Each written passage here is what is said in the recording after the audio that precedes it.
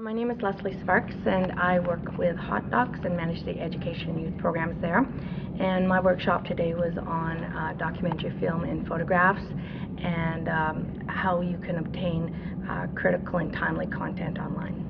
Well, we were able to break it down into two components, one being the video component of documentary and the other with the online content of still and multimedia presentations. But with Hot Docs, we have a program called Docs for Schools, and it's a program open to all secondary and some middle schools across the province. And during the festival of Hot Docs, which happens in early May, we have the Docs for Schools program. And we program films from our Hot Docs Festival, the main festival. We program content that is relevant to curriculum in the secondary school. And we select these films, these documentaries, and we create resource material. And we make these available to teachers free of charge during the festival time frame. So what will happen is the festival launches with its media launch third week of March. At that time, we announce the Docs for Schools program. We post the information online, and we do special teacher information evenings to let them know about the films. They book the films. They can be sent to the school, or they can come to the Roar Cinema here in Toronto, and they can have it. The filmmaker or subject is usually there for the floor screenings, which adds another dimension to kind of the exchange with the kids. And if they have it, want it sent to their school, we send it about a week before the festival so that they can preview the films and show during the festival. So it's all tied in together, and then they send the films back to us, and they use the resource material.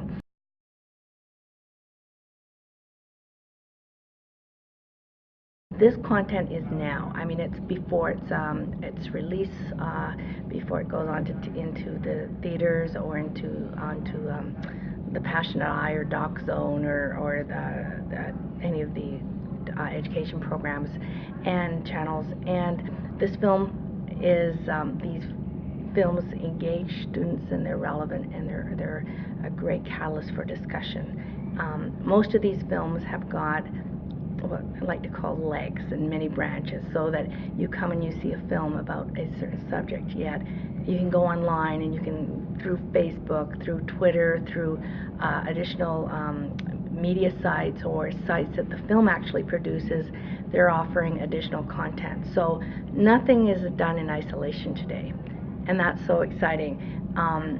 And that's through online content that has makes so much of this available.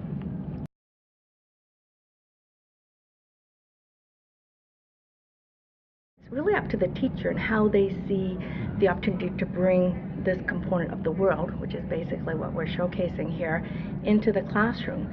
So a teacher can make this into something that just comes alive, or a teacher can just, okay, I'm going to give you a documentary that will be good for you, interesting to watch, but maybe he or she's not going to bring it into the curriculum in that way. So in a documentary, whether it be film or a photograph, it's a perspective, and that has to be addressed with students, that they are looking at a perspective of a subject or an event. And so what a documentary or a strong photography offers is an opening to begin that discussion. And it's so important for the student to realize that this is just a perspective, and then that good teacher will then take that kind of entry point and then bring that discussion of what is the perspective and the many other components that they can discuss about the film or the subject. We have something that's available free online called Looking at Documentaries. It's a resource that teachers can download, or anybody can download from our education site, which brings a number of questions for teachers to ask when they're showing the films, and about lighting, about camera angles, and those kind of technical components, which also play a part in the perspective that the film is presenting or the filmmaker is presenting.